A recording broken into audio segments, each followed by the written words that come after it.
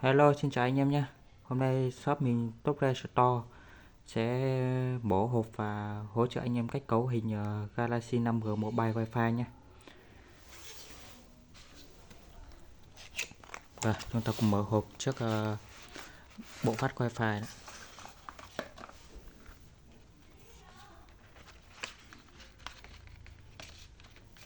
Đây, nhân vật chính của chúng ta đây, bộ phát Wi-Fi đây. Bên trong phụ kiện sẽ có những gì đây?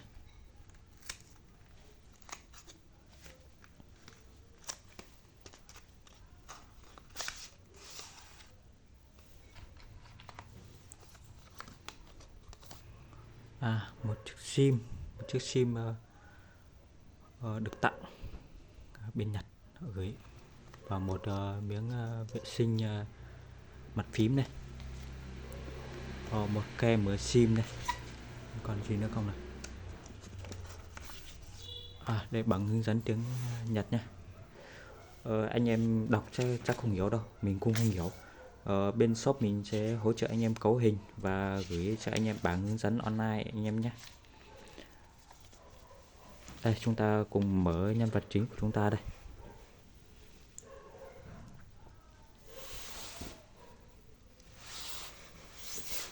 Đây, lúc bắt đầu vào anh em sẽ chọn index nhé, ấn OK, ấn tiếp tục ấy. Cái này anh em chọn flash area nhé, cái dưới nhé, lách. Cái này anh em tùy chọn, mình chọn mức cao nhất đi.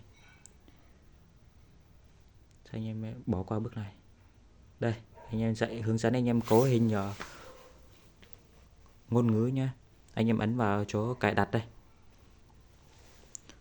phần language đây, anh em chọn nhấn ký tự của Quickly đi. Cái này anh em bỏ cái tiếng Nhật đi nha, chọn mỗi ít thôi. Rồi anh em thoát ra, next,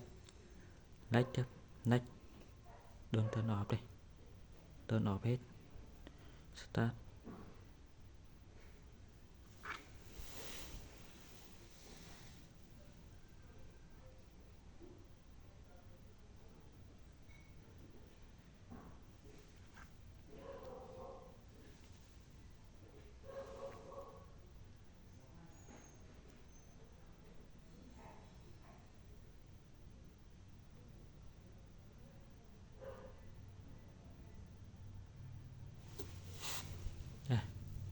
Hướng dẫn anh em cấu hình mạng nhé.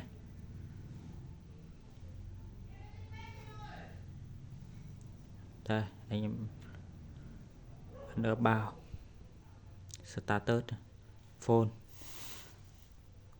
Không, để mình hướng dẫn anh em lắp sim vào trước nhé. Khe sim.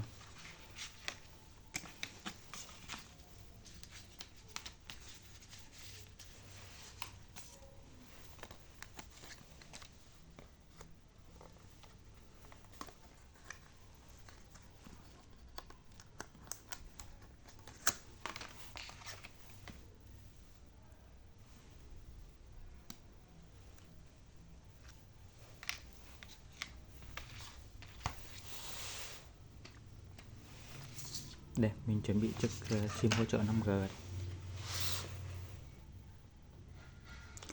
Cái dòng này có thể tương thích tất cả các loại sim ở Việt Nam nha anh em nhé.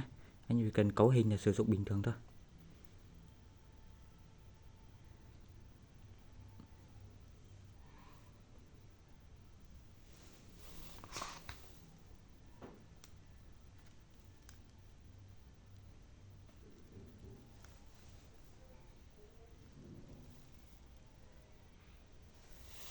Đây, nhận sóng nhưng anh em bật xem là có wifi chưa nhé. Đây, chưa hiện bất kỳ một wifi gì nhé. Để mình sẽ hướng dẫn anh em cấu hình nhé. Đây, anh em chọn cái thứ hai, sim Viettel nhé. Đây, sim Viettel. Khi anh em mua hàng thì bên mình đã cấu hình sẵn nhé, cả 3 loại sim Viettel Mobifone, Vinaphone nhé. Viettel là về internet.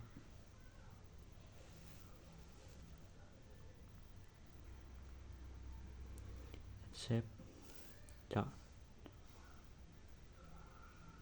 Đấy, anh em thấy hiện lên 4G chưa.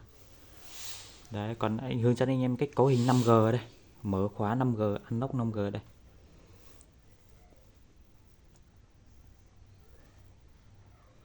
Anh em ấn ở bao status nhé, phone anh em ấn tầm 10 lần. Đấy, sao thăng 0011 thăng. Rồi, anh em ấn back nhé, anh em phải ấn back phải được. Xong cây input anh em nhập quy viết hoa cho mình nhé, ấn ok.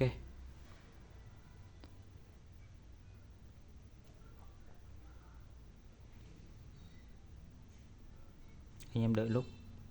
Đấy, xong ấn 2 1 1 tiếp, xong ấn 9 cho mình. Xong cái phần allow list control đây, ở đang bật on này anh em tắt đi nhé. Ok, anh em ấn back. Xong cái tính 1 này, anh em ấn off, anh em back 2 lần rồi, ra hẳn đi. Này, xong cái thứ số 1 đây, SALSA này. Anh em chọn số 1 cho mình và report lại nhé. Start này.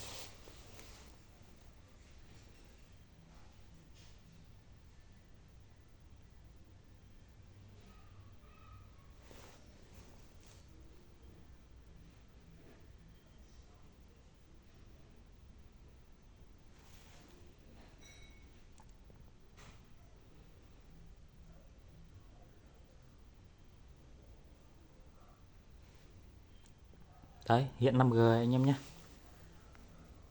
Đây, sóng 5G nhé, càng đét nhé. Để video sau mình sẽ test tốc độ 5G cho anh em nhé. Cảm ơn anh em đã xem.